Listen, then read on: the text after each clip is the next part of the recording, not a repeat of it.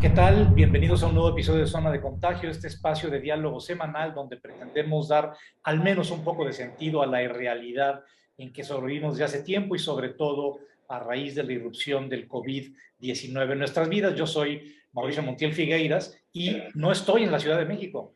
Aunque usted no lo crea, no estoy viendo azoteas con ropas interiores, sino en una vista, la verdad, privilegiada, que me gustaría compartir con ustedes, pero no puedo hacerlo porque tengo problemas de conexión. Pero bueno, no se puede. El paraíso también de repente tiene sus zonas oscuras, que es no tener conexión a Internet. Y bueno, pues no estoy en la Ciudad de México y estoy muy contento por no estarlo. Y como todas las semanas, estoy con mi cómplice Nate Yeya, que él sí está donde suele estar, que es en Nueva York, bueno, en un envidiable búnker de Brooklyn, y quien no está porque está en otro. ¿Dónde nos dijo que iba a estar? Ahora no sabemos en qué parte del mundo está, ¿verdad? ¿Quién Algún sabe? compromiso exótico. Bueno, no sabemos dónde está nuestra amiga Mariana H., a la que le mandamos saludos desde acá, pero está en otra de sus múltiples corresponsalías en algún lugar del globo. Entonces, ahora estaremos, Neif y yo, con el fantasma de Mariana ahí acompañándonos en todo momento y diciéndonos cosas, barbaridades al oído. Ahora tenemos, ahora sí que otro de nuestros invitados de lujo, pero antes de eso, que el tema sobre el que vamos a hablar con nuestro querido invitado de hoy es algo que a mí, en lo personal, me interesa sobremanera y que tiene que ver con el cine asiático contemporáneo. Cuando hablo de cine asiático contemporáneo, no me quiero ir, por supuesto, y creo que estarás de acuerdo, Nate, no nos vamos a ir a Kurosawa, a Yasuhiro Ozu, es decir, a los maestros de los años 50, 60, 70 todavía, Nagisa Oshima, quien he estado pensando mucho recientemente, sino más bien nos vamos a mover un poco más para acá para acotarlo a partir de finales de los 90, cuando se empezó a gestar esta ola de horror proveniente de distintos países asiáticos que pues marcó y mareó al mundo entero.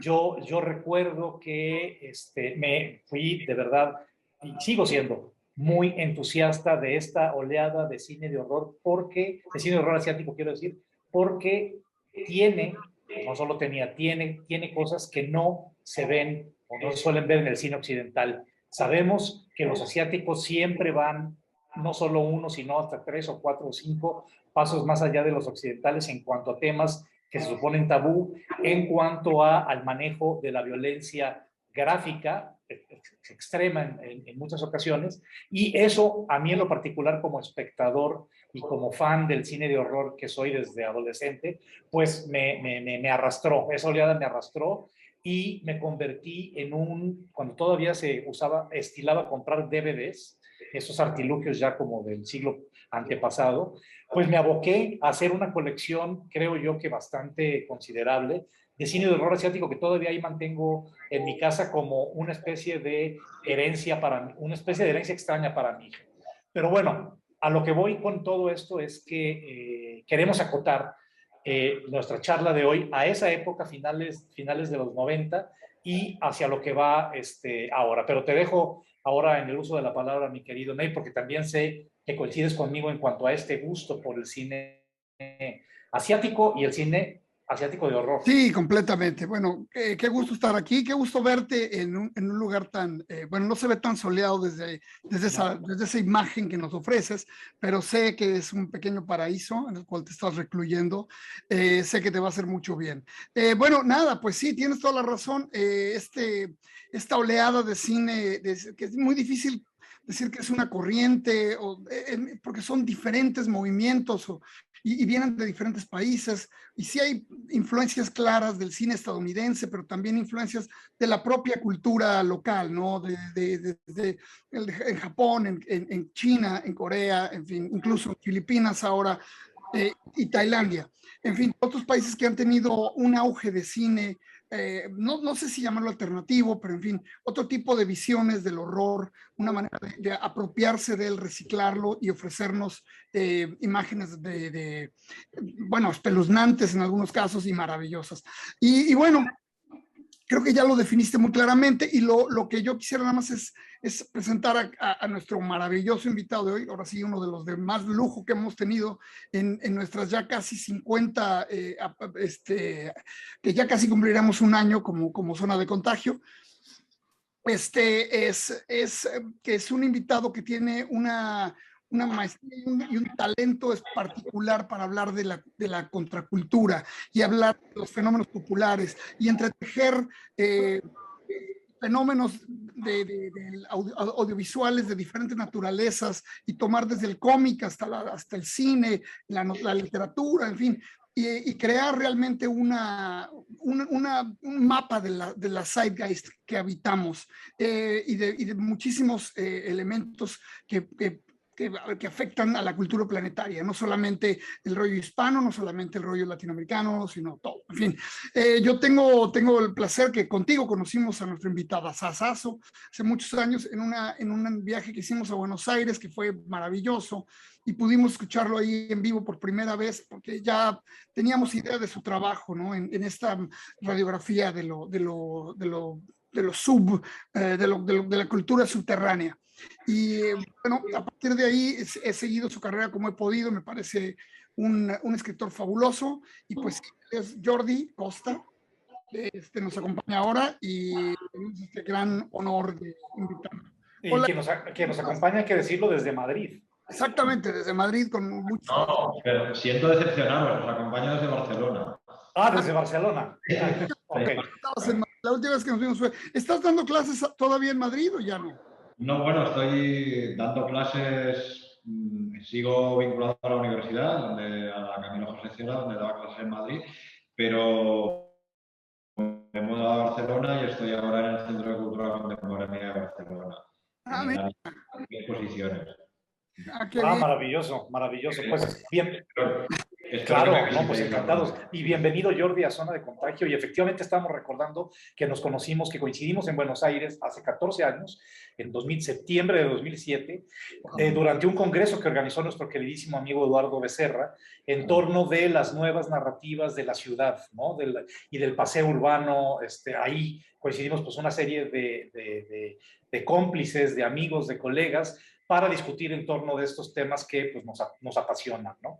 Y ahora, fíjate que me quedé pensando en lo que en ese momento yo propuse para esa conferencia, ese congreso en Buenos Aires, fue un texto que estuve revisando el otro día, hacía mucho tiempo que no lo revisaba, y que tiene que ver con la manera en que la ciudad, las distintas representaciones de la ciudad en algunos cineastas contemporáneos, ¿no?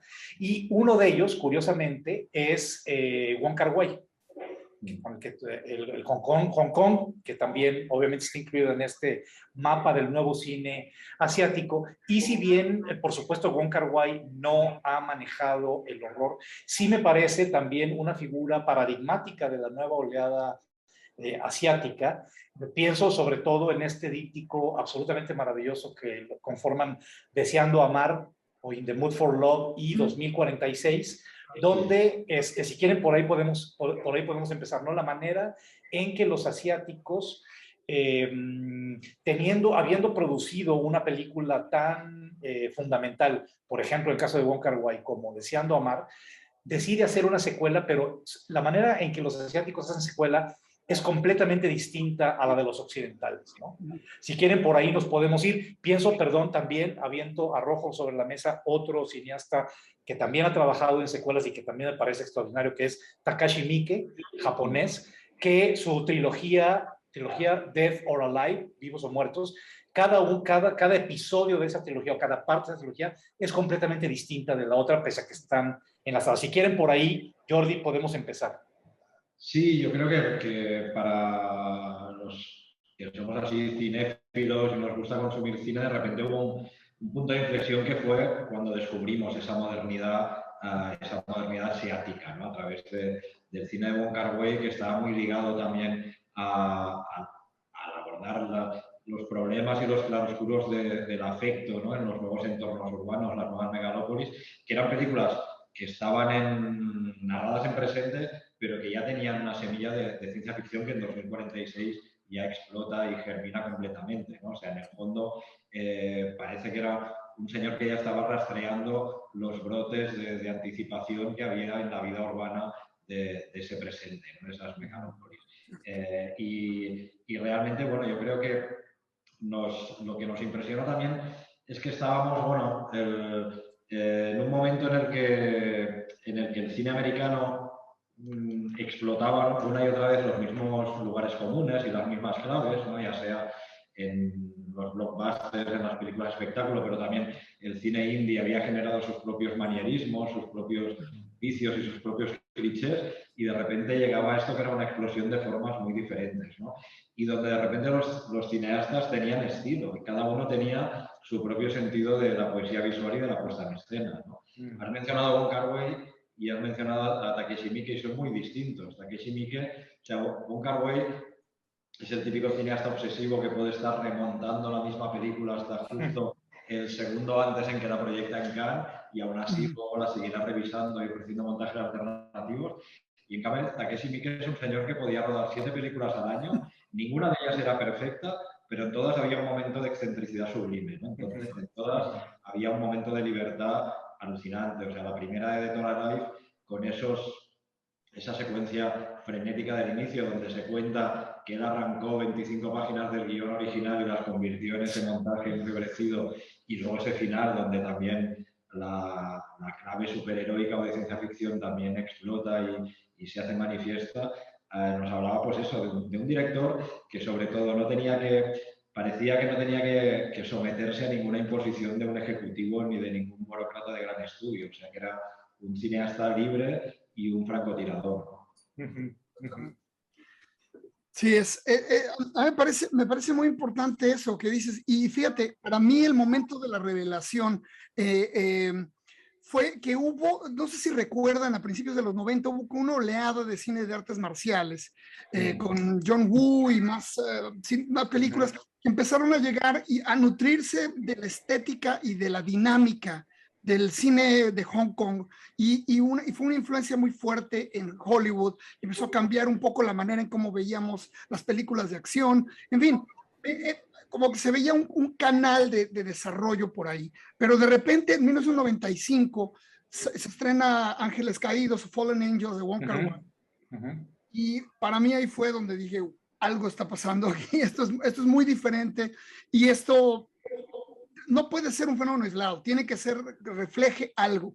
Y evidentemente se estaba fermentando toda una nueva manera de hacer cine, que curiosamente llegó como, no sé, un poco a caballo sobre esta otra cosa muy espectacular del cine de las artes marciales. No sé si tú ves alguna conexión ahí o simplemente es una alucinación mía. No, vamos, yo creo que sí, o sea, lo que ocurre es que, bueno, la relación del público occidental con el cine de artes marciales ha sido un poco guadianesca, ¿no? O sea, por ejemplo, en España se vio cine hongkonés de artes marciales en los años 70, en los cines de barrio, cuando las películas se proyectaban en programa doble, y luego desapareció. Lo que pasa es que eso en las cinematografías de origen fueron tradiciones que tuvieron su continuidad, ¿no? Y claro, por eso John Woo surge de una historia muy larga y, digamos, él determinadas formas de ese cine de artes marciales la lleva al thriller de acción, donde, claro, una película como The Killer, por ejemplo, Hard Boiled, de repente esas cosas y esos elementos súper espectaculares se mezclan también con algo que incluso a los ojos de un espectador occidental podía parecer kitsch, ¿no? que eran algunas notas de melodrama. Pero él las abrazaba con una sinceridad tan absoluta y tan desmesurada y con tal entusiasmo que de alguna manera para mí eran, pues eso, eran como grandes óperas de plomo y sangre, ¿no? Grandes óperas de tiro y sangre. También es verdad que John Woo fue de los autores que de alguna manera se acabaron integrando en Hollywood, pero también Hollywood de alguna manera les neutralizó. O sea, las películas de John Woo en Hollywood quizá tienen más dinero, pero tienen menos imaginación, ¿no? Y no hay ninguna tampoco completamente desechable, pero poco a poco lo que te impactaba de Killer, de Hard Boiled, de A Better Tomorrow, de todo eso, se fue de alguna manera devaluando y desapareciendo, ¿no? A pesar de que que la brillantez visual seguía ahí, ¿no? También la peor película de Wong Kar-wai es su intento de hacer una película americana, ¿no? La de My Blueberry Nights, para mí es la menos interesante. Y de repente hay algo que también tiene que ver con la especificidad cultural y también con lo que podríamos decir el Lost in Translation, ¿no? Seguro que se pierde algo en la traducción y hay claves que no llegamos a comprender o matices que no llegamos a comprender, pero hay una pureza que tiene que ver con las raíces culturales y con tradiciones que no solo se remontan a muy atrás, sino que de alguna manera siguen vivas y son flexibles y susceptibles de seguir evolucionando, que creo que eso es lo que define de alguna manera el secreto del éxito de estos cineastas. Claro. Fíjate que dijiste, Nave, 1995, efectivamente, Fallen Angels de Wong Kar-wai, una película que pues redefine esto que acaba de decir Jordi muy bien, de estos claroscuros de los afectos en los nuevos contextos metropolitanos, ¿no? Las relaciones centrífugas,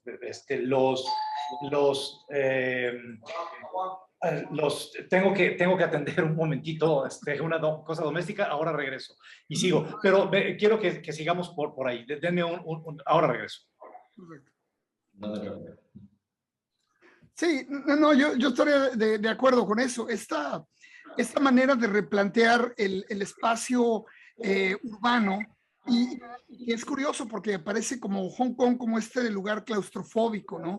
Como este lugar de un enorme dinamismo, pero también como un escollo en el tiempo, como algo que se ha quedado varado en todas las culturas. Y creo yo que la cinematografía de Wong Kar-wai en ese momento aborda muy bien, con mucha elegancia eso, quizás sin la calidad que tendría más tarde y la elegancia también que tendría más tarde para tratar sus temas. Era algo mucho más intuitivo, mucho más orgánico, no sé, pero creo yo que fue un salto interesantísimo, ¿no? Un salto en la cinematografía, y odio llamar a la cinematografía asiática como si fuera una sola cosa, porque son tantas cosas, ¿verdad? Sí, son muchísimas cosas, ¿no?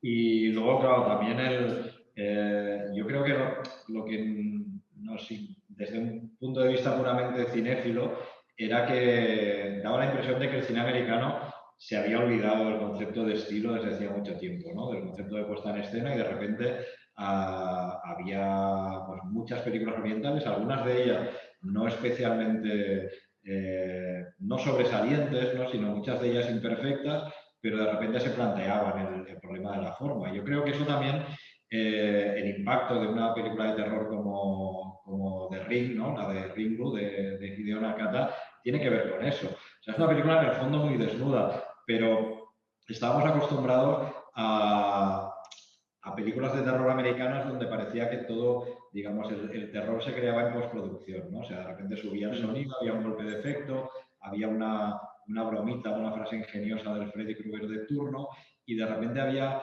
pues un señor que simplemente con la disposición de los actores en el espacio y a veces por un simple corte de plano, ¿no? O por un simple juego de profundidad de campo, de repente conseguía provocarte inquietud.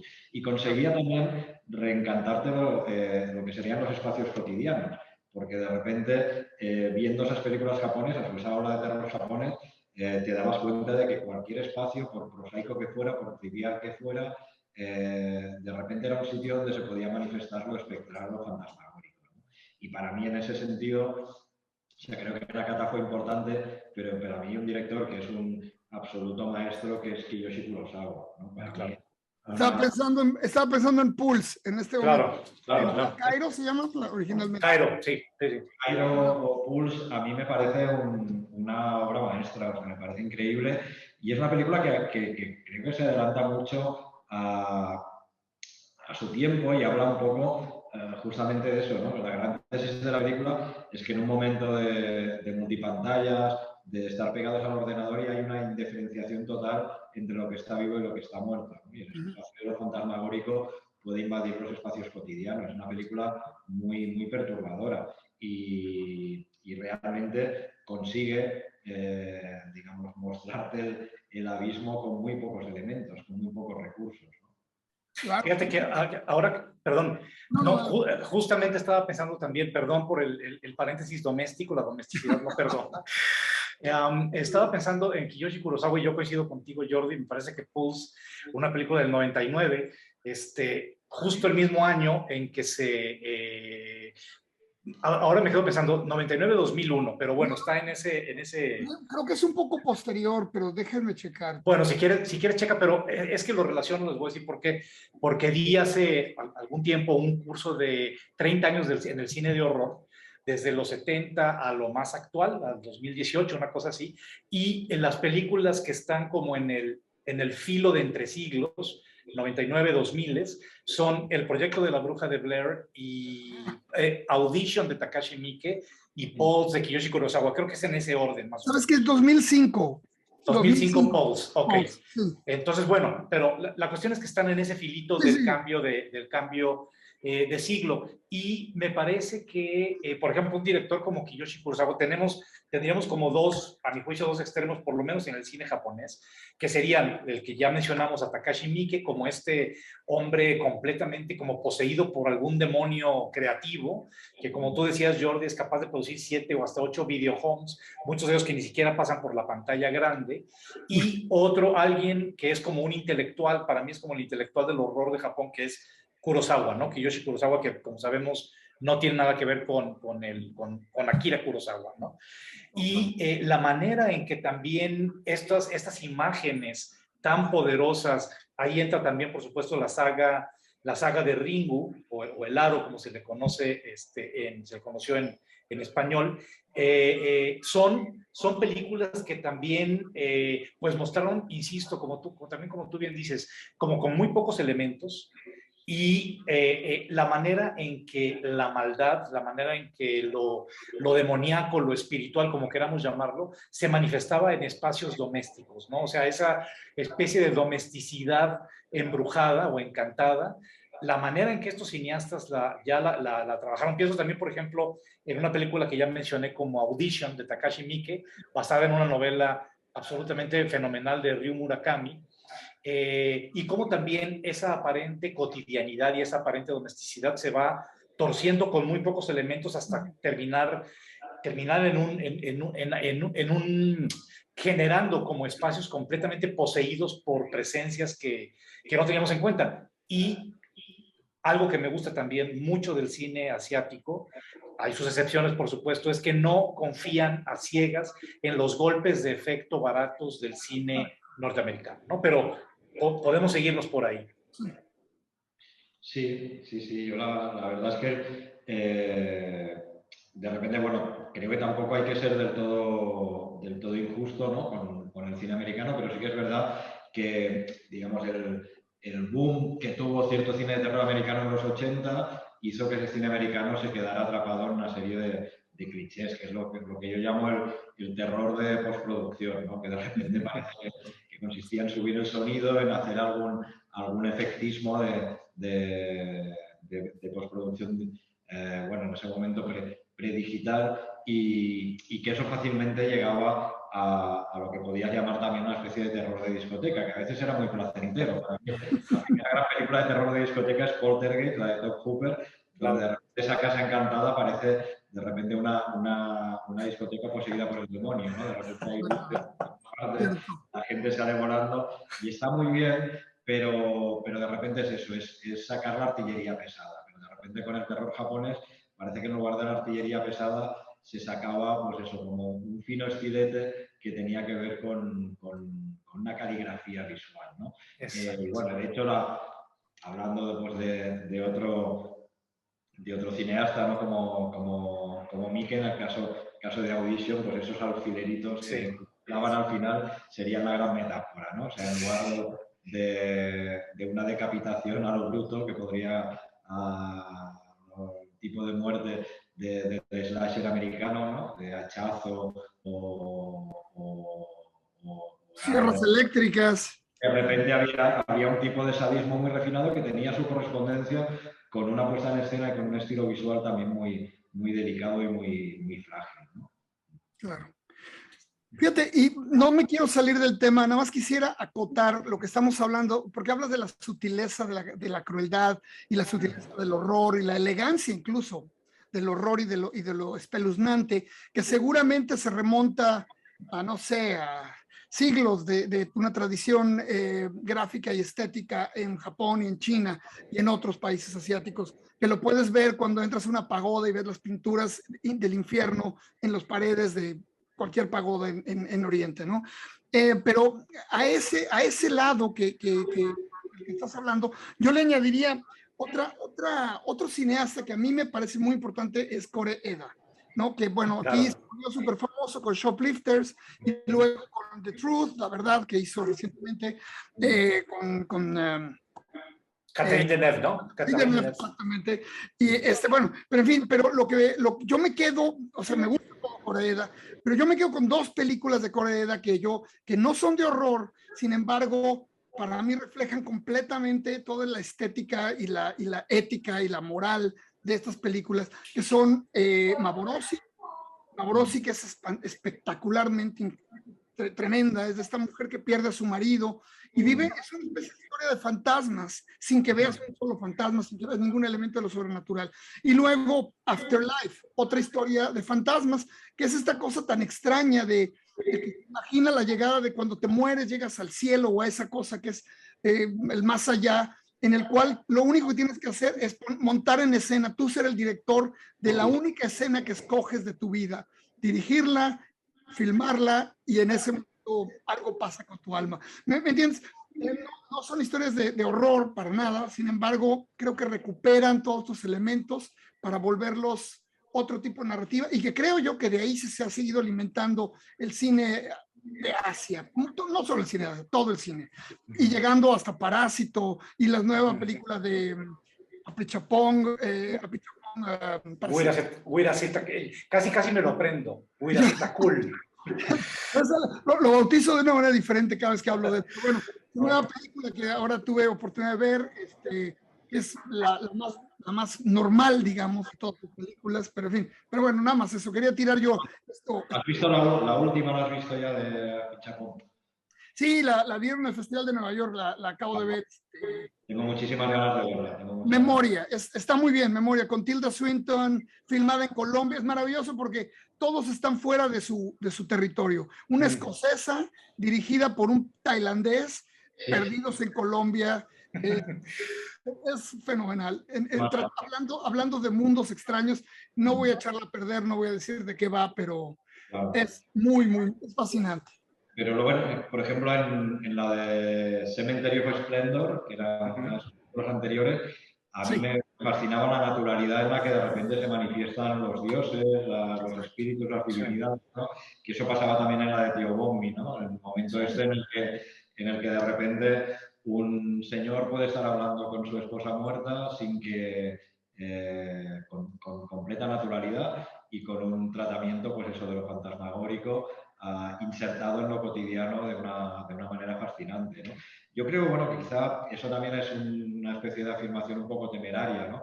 Pero creo que igual las culturas orientales no han, al contrario, pues eso, que las culturas occidentales no se han empeñado tanto en enterrar bajo la alfombra lo mágico como se ha hecho en las culturas occidentales después de la Ilustración, ¿no? Es decir, todo lo que suena esotérico, a mágico y tal, mejor enterrarlo, ¿no? Mejor, digamos, entregarlo, confiarlo todo a la razón. Y yo creo que eso tiene que ver, pues eso, también me imagino, con contextos religiosos, espirituales o lo que sea, pero de repente son culturas que no han abandonado lo mágico, ¿no? O la posibilidad de lo prodigioso. Fíjate que eso que acabas de decir es fundamental. Ese sustrato, efectivamente, como ancestral atávico, ¿no? Todo el folclore que está ahí como una especie de sedimentación o de sedimento, y de lo que surgen muchas grandes películas asiáticas. Estoy pensando ahora, por ejemplo, en una que a mí me llamó mucho la atención, del 2003-2004, que en inglés le pusieron, en español le pusieron Los Poseídos, que además está mal porque en realidad serían Las Poseídas, que es una leyenda coreana de dos hermanas que tienen una relación muy, lo que sigue de tóxica con su madrastra, y que están encerradas en un, no sé si lo ubican, en inglés se llamó A Tale of Two Sisters. Sí, a mí me parece sensacional, así la he visto varias veces y me sigue pareciendo una película que justamente maneja la fantasmagoría, maneja el tema de la posesión de una manera completamente distinta y yéndose a una leyenda pues clásica del folclore coreano, que al parecer ya ha tenido otros tratamientos y que, insisto, tiene que ver con estas dos hermanas que son recibidas por una madrastra que las empieza a torturar psicológica y físicamente, ¿no? Entonces, bueno, pues ahí está otra muestra de este folclore, de este sedimento legendario o mitológico, si lo queremos ver así, que está ahí y que basta que cineastas tan capaces como los que hemos mencionado y otros hurguen un poquito para que aflore otra vez ese sustrato mitológico. Me quedo pensando también en un cineasta que me pareció fundamental también, muy desigual como Takashi Miike, y que falleció el año pasado por COVID, que fue Kim Ki-duk.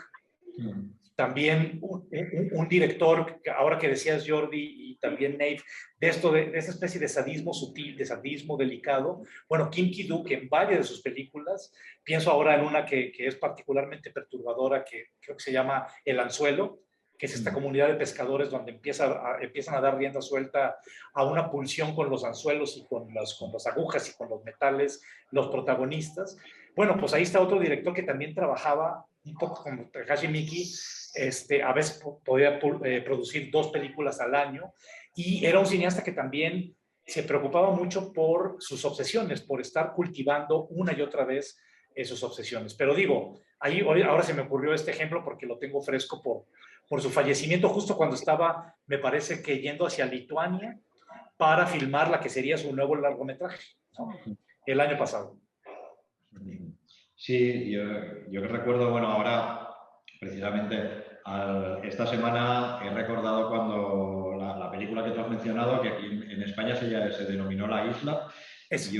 La Isla, cuando, si no recuerdo mal, cuando se pasó en el Festival de San Sebastián, algunas de las escenas más extremas con los anzuelos provocaron un desmayo en la sala. Y ahora, bueno, justamente yo esta semana he ido a ver una película en la que ha habido un desmayo en la sala, pero no era una película oriental, ha sido la película que ganó el Festival de Cannes, Titán, de Julia Ducournau. Ah, sí. Esa, también muy extrema, o sea que si te dijeran que en Julia Ducournau hay un antepasado japonés, te lo podrías creer, ¿no? Y justamente no es la primera vez que ha pasado. En otro, o sea, una amiga periodista en Twitter, poco antes de que me pasara esto el viernes, ¿no? También decía que en su fase había habido un desmayo, ¿no? Que creo que eso es algo que se utilizaba, digamos, hace tiempo William Castle lo utilizaba como reclamo publicitario, ¿no? Que ponía ambulancias en la puerta de los cines. Exacto. O antes del clímax final ponía un reloj en la pantalla y decía, si hay alguien impresionable, en este momento puede abandonar la sala o lo que fuera. Pero William Castle lo hacía como estrategia publicitaria, rara vez se desmayaba alguien en sus películas, pero justamente hay películas que tienen ese poder, ¿no? La de Kim Ki-duk claramente lo tenía, y la de Titán también, ¿no? Que Titán, bueno, no sé si la habéis visto, pero os la recomiendo. No quiero ahondar mucho en Titán porque estamos hablando de cine asiático, pero sí que Titán es una película que explora algo que también ha estado en muchas estéticas de cine japonés que nos gustaban, ¿no? Como ese tema de la mezcla entre lo orgánico y lo mecánico, ¿no? Claro.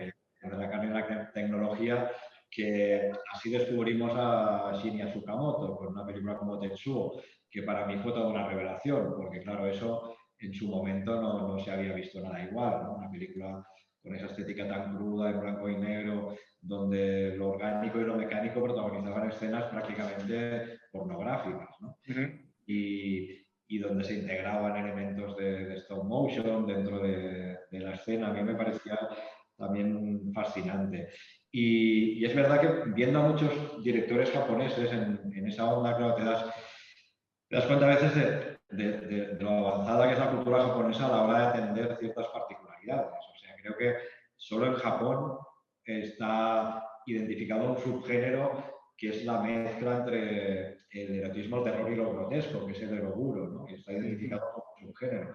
Y hay muchos autores que lo practican, tanto en cómic, en manga, como en cine o en literatura, ¿no? Y, para mí, claro, descubres a estos directores de cine fantástico de terror, pero luego descubres a dibujantes de manga, ¿no? Como Junji Ito, como Hideshi Hino, como Shintaro Kago, y todos vienen de esa misma tradición, ¿no? Que es una tradición que, claro, también te das cuenta de la gran diferencia con la cultura anglosajona, donde en las películas de terror, inglesas o americanas, siempre ha habido mucho sexo, pero ese sexo ha estado asociado a una especie de sentido de la culpa, ¿no? O sea, de repente el asesinato era como una especie de castigo al personaje promiscuo.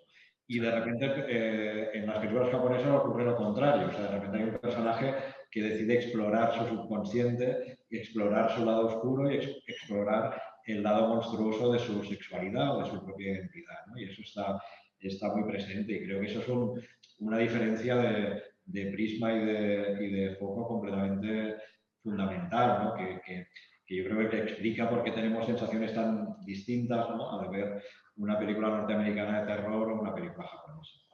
Sí. Fíjate que, bueno, ahora mencionas a Tetsuo 1 y 2. También lo mismo, para mí fue determinante y fundamental. Y tuvo que ver con mi decisión de irme hacia esta búsqueda del cyborg y, y del cyberpunk. Y me acuerdo muy bien cuando vi la primera vez Akira, la de animación, que fue una revelación, así como que, wow, esto puede hacerse, esto no puede ser que exista, ¿no? Y todo tenía eso que tú dices, esta hibridación de la máquina y del hombre, que podemos ver que viene, si quieres, obviamente desde milenios, o más cerca viene desde la bomba atómica y de todos los fenómenos que surgen, tecnológicos que surgen a partir de ahí, pasando por Godzilla y todo lo demás. Entonces, sí, como dices, esta beta fue, o sea, Cyberpunk, si bien el primer autor que asociamos con ella es William Gibson, pero realmente en el imaginario ya estaba presente, incluso antes de Blade Runner ya estaba presente en diferentes manifestaciones, expresiones en el arte y en el manga, el anime japonés, o sea, ¿cómo se llamaba? El niño robot, se me acaba de olvidar. ¿Cuál? Astro Boy, exacto. En Astro Boy y todas estas cosas ya estaba presente esa tentación que para mí es determinante del final de los 90, bueno, a partir de los 80 hasta ahora, ¿no? Para mí es la estética que más me parece fascinante y que nos lleva hasta Titán, que es, que para mí Titán es en parte heredera de eso, en parte heredera de Crash, obviamente Crash de Ballard, mi novela favorita, la novela que le da sentido a todo lo que yo hago y demás.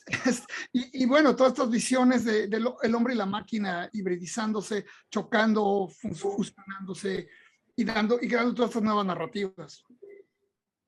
Claro, yo me quedé pensando, perdón, no he visto Titán y muero de ganas de verla porque sé que es algo que me va a gustar. No me voy a desmayar, quizás sí me pueda estremecer un poco, pero no me voy a desmayar. Pero me quedo pensando en que ahora que decías tú, Jordi, esta estrategia, yo recuerdo que la primera vez que oí hablar del Exorcista de William Friedkin era justamente porque la gente se desmayaba en la sala, que era tan terrorífica, años 73, imagínense, por amor de Dios.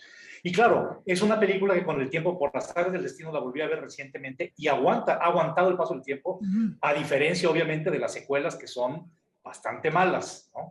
La 2, la 3 creo todavía que es rescatable, y ya de plano el otro día intenté ver la 4 que filmó Paul Schrader y es un desastre absoluto, ¿no? Es algo de risa loca. Pero lo que voy es que lo más reciente y que tiene que ver con el cine asiático del que hemos estado hablando, y que también leí así las notas de que la gente se desmaya y la gente tiene que ver la película con las luces encendidas en la sala de cine, que era bueno, o sea, bueno, puede ser. Es una película tailandesa cuyo director ahora se me escapa, pero se llama La Medium. Es una película de este año, ¿no? Bueno, es una película realmente notable que es curioso, fíjense cómo da la vuelta a estas influencias de un lado al otro del mundo, ¿no? Porque es una película que usa el recurso de La Bruja de Blair, es decir, el mockumentary o falso documental sobre una medium en una comunidad tailandesa perdida en la jungla, para empezar a contar una historia que tiene que ver con la posesión diabólica y con la posesión espiritual. Y ahí, en esta película, más que creo que en varias otras que he visto de la oleada asiática, está muy presente lo que hemos estado también tocando, de este folclore y de estas leyendas. Es una película que roza por momentos lo antropológico, inclusive, documental antropológico, al hablar de chamanismo, es decir, cosas que por supuesto yo no sabía y de las que me enteré viendo esta película y que poco a poco, digamos que es una película que está como en dos partes. Una es este falso documental sobre una medium o una chamana que tiene contacto con demonios y que ha sido poseída por una divinidad tailandesa antigua, y luego tenemos la historia de la posesión. No quiero echárselas a perder, porque sí vale la pena, que va a ir derivando poco a poco en una cosa tan salvaje que ya al final es una cosa, es un festín de hemoglobina por todos lados, típico del cine asiático, pero me parece que es una película valiosa. Y qué curioso que en 2021, ya que hemos estado hablando de, como digo, de estas influencias que van de un lado a otro del mundo, pues hay una película que retome elementos de la película que dio auge al falso documental, que fue el proyecto de la Bruja de Blair, también del Exorcista, y que haga como una mezcla ahí, como esos potajes que solo los asiáticos pueden condimentar también, para traerlo a la etapa contemporánea, ¿no? Increíble. Pero bueno, se lo recomiendo. Estamos ya entrando como a los 10 minutos finales del... Podríamos seguirnos hablando como se darán cuenta quienes nos están viendo, que somos realmente apasionados del tema, pero quisiera que si quieres, Jordi, empezar como a irnos a la recta final de las conclusiones. Pues bueno, no sé a qué conclusión llegar, algo que estamos aquí en una charla muy amigable y que me gustaría que podríamos estar aquí horas realmente. Yo realmente lo que lamento, o sea, sí que recuerdo este momento de descubrimientos y lamento no estar tan al día últimamente de cuál es la última palabra en terror oriental o en fantástico oriental. Lo que sí es verdad es que, bueno, he seguido la pista a algunos de esos directores, algunos más que a otros, ¿no? Kiyoshi Kurosawa acaba de estrenar una película que en realidad es un melodrama de espionaje, que es La mujer del espía. No es una película de terror, pero a mí me parece fascinante y es muy reconocible todo el sello de Kurosawa en ella. Y después, bueno, parece que el último hype en ese sentido ha sido una serie que no he visto, ¿no? Que es El juego del calamar. Claro. Es una serie que claramente en su planteamiento yo creo que es hija de otra película que nos impactó mucho, que es Battle Royale, ¿no? de Saku, en la que aparecía Kitano como actor, que me parece una película realmente brillante y desaforada. Y luego, bueno, yo creo el otro día lo estaban viendo en casa mis hijos, yo miraba ahí de reojo, pero no la pude seguir. Y yo realmente es que eso, que siento que no me puedo comprometer con la fidelidad que te exige una serie. O sea, a las series te exigen demasiada fidelidad. Pero sí que me parecía un poco un Battle Royale filtrado por parásitos, ¿no? Y sí que era esa impronta como muy coreana, ¿no? De poner mucho el foco también en desigualdades sociales, en personajes que son perdedores, y al mismo tiempo hacerlo con una factura visual espectacular y realmente muy impecable. Creo que estaba todo ahí muy, muy presente, ¿no? Pues eso. Sí, qué bueno que lo mencionas. Me parece bien importante que lo menciones porque en buena medida, pues lo que está sucediendo con el juego del calamar, pues es una cosa, una vez más, ¿no? De repente hay una tendencia que a lo mejor nosotros venimos siguiendo desde hace mucho tiempo, pero que en cierto momento pega, ¿no? Pega y se convierte en un fenómeno masivo, planetario, y tenemos esta serie de Netflix que se convierte ya en la más popular de la historia de Netflix, creo yo, o algo así. No sé muy bien qué quiere decir eso simplemente sé que es un titular y es un gancho para que más gente lo vea. Como los desmayos. ¿Cómo? Como los desmayos en el cine. Como los desmayos. La gente se desmaya, entonces vayan a ver esta. Vayan a verla. Es la más popular del mundo, entonces vayan a verla. Yo creo que es eso. Pero lo que mencionas es importantísimo porque Parásitos y Shoplifters antes de los estudiantes de Corea, tenían este elemento social, de lo social, metido en la dinámica del relato. En Parásitos, bueno, también tuvo logró tocar cuerdas sensibles en todo el planeta, tener esta resonancia con este momento que estamos viviendo del alto neoliberalismo, voy a llamarle por ponerle de alguna forma, en que sentimos claramente que las estructuras se están tambaleando, que se están fracturando, y sin embargo no pasa nada. Y bueno, esa película responde a esto. Y esta, la del calamar también, que son toda esta gente que tiene deudas, ¿no? Entonces el motor de la deuda los lleva a hacer cosas increíbles, al sacrificio, a la desesperación, y a convertir sus vidas en parte de un espectáculo que no me queda claro. Yo apenas estoy empezando a ver la serie, no me queda claro quién es el espectador de este espectáculo cruel en el cual matan a gente por docenas en cada juego.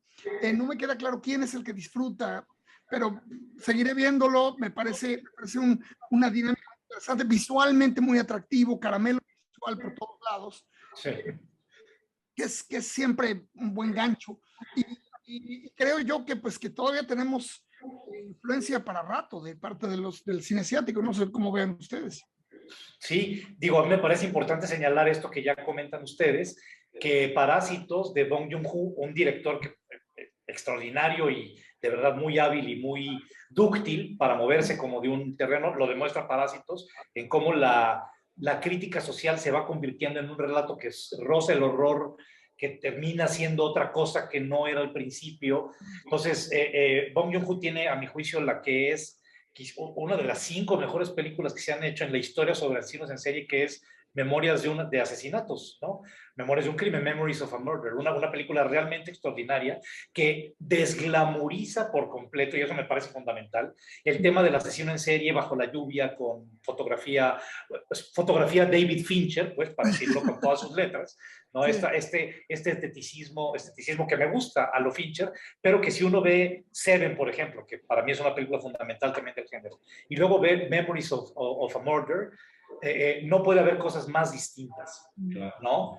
Memories of a Murder, está la denuncia social, está la denuncia de la pobreza en zonas depauperadas de Corea, y por otro lado está la investigación policíaca con héroes que son en realidad antihéroes, porque son detectives bastante torpes, ¿no? Y bastante torpes y con muy escasos recursos. Entonces, qué bueno que un director como Bong Joon-ho, te recuerdo también esta película extraordinaria que es El Huésped, una película de monstruos, ¿no? Que también me parece una película que vino a redefinir el género. Qué bueno que un director como Bong Joon-ho haya tenido como la proyección que ahora tiene gracias a Parásitos, y que el espectador occidental o de este lado del mundo esté viendo, las nuevas generaciones, pues, que no saben igual de lo que hemos estado hablando en buena medida, pero que sepan que hay otra manera de hacer cine, y que hay otra cinematografía muy vasta, con una historia muy larga, y que es importante también atenderla. Y, por supuesto, para llegar al juego del calamar, que yo también voy más o menos a la mitad,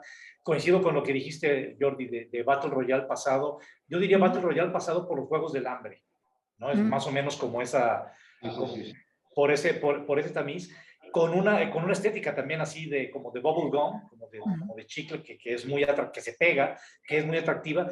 Y me quedo pensando en que también los asiáticos han sabido ya cómo hacer, tienen muy buen manejo del personaje empático, de cómo hacer que el espectador empatice de inmediato, casi al primer episodio, con una serie de personajes que no necesariamente serían agradables en otro contexto, porque son los losers, los perdedores, y que pues eso nos va llevando, ¿no? Me ha llamado la atención eso, cómo los asiáticos ya le aprendieron también a los occidentales, al cine occidental, al cine norteamericano específicamente, cómo crear empatía de inmediato con el espectador, ¿no? Cómo hacer este clic.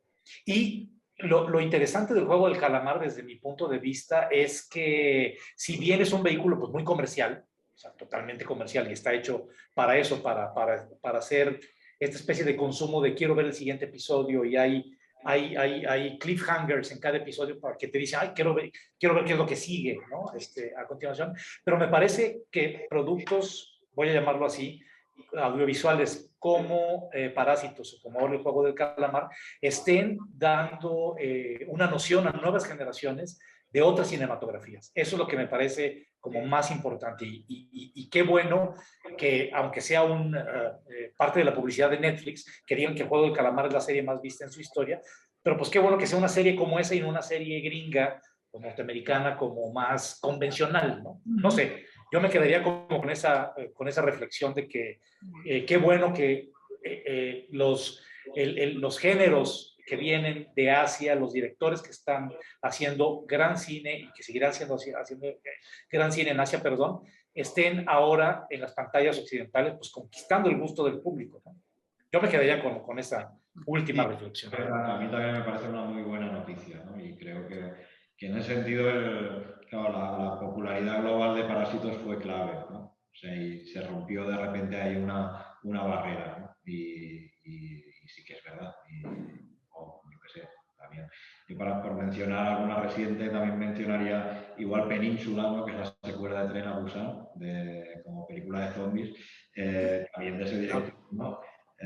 Young Sang-ho, que también a la hora de trabajar con personajes no exactamente agradables, pero convertirlos en el vehículo en el que tú te proyectas y te enganchas al relato, creo que es un maestro. Sí, muy bien. Pues se nos ha agotado el tiempo, tenemos ahí como un par de minutos, si tú quieres, Nate, también como poner algún moñito asiático a esta charla. Bueno, no, pues fíjate, muchas cosas se nos quedaron que me hubiera gustado seguir explorando. Rapidísimo, nada más, me parece muy interesante que ahora que ha surgido primero Parásitos y ahora el Juego del Calamar, que hay esta crítica siempre poco trasnochada, decir, bueno, pero es que puede valer una crítica social si viene de parte de Netflix, si viene de parte de un servicio de suscripción, si viene de parte... Y me parece bien importante que además también volvamos a esta discusión. Es decir, entonces, ¿en qué momento es legítima la crítica? ¿En qué momento un producto cultural tiene derecho? O sea, ¿cuándo compra su pureza un producto cultural y cuándo la pierde? Que yo creo que ese es un debate importante que está sucediendo a nivel de los críticos. Y bueno, lamentablemente no tenemos ahorita mucho tiempo para entrar en esto. Yo creo que eso sería ya el tema de una plática específica, hablar de eso, ¿no? ¿Qué quiere decir la crítica social o el análisis de la justicia social desde el punto de vista de lo pop? Y yo creo que, bueno, Jordi, tú serías más que ideal para conducir una conversación sobre ese tema, debido a todo el trabajo que tienes tú sobre la cultura popular. Pero será para otra vez. Para otro día y será un placer hacerlo. Bueno, yo creo que sí, que es bastante curioso ver cómo a veces te puede llegar de los sitios más inesperados, ¿no? De repente la crítica más legítima o más explosiva. Igual está en un terreno que no está, digamos, reconocido ni por el buen gusto ni por la cultura, ¿no? Claro. Pues muy bien. Pues muy bien. Jordi, ha sido un placer de veras tenerte aquí. No será la última vez, es la primera, pero no la última vez. Y qué bueno ha sido este reencuentro de tres colegas que, como dijimos al principio, hace ya la friolera de 14 años nos vimos por primera vez en Buenos Aires, reunidos justo para estar hablando de estos temas que, como se darán cuenta quienes han estado viendo y escuchando, pues no solo nos apasiona, sino nos obsesiona. Va más allá. Y pues, Nate, te dejo a ti, como siempre, la despedida oficial. Muchas gracias, Mauricio. Muchas gracias, Jordi. Un placer enorme tenerte. Esperamos que no sea la última, por supuesto que habrá más. Y bueno, pues a los que nos vieron, ya vieron esto. Esto viene cargado, viene con más. La ola va a pegar muy duro. Y solamente para enterarse de eso tendrán que hacerle me gusta, hacerle me suscribo y seguirnos. Gracias a todos. Muy bien, hasta la próxima. Vale, muchísimas gracias. A ti, Jordi, gracias.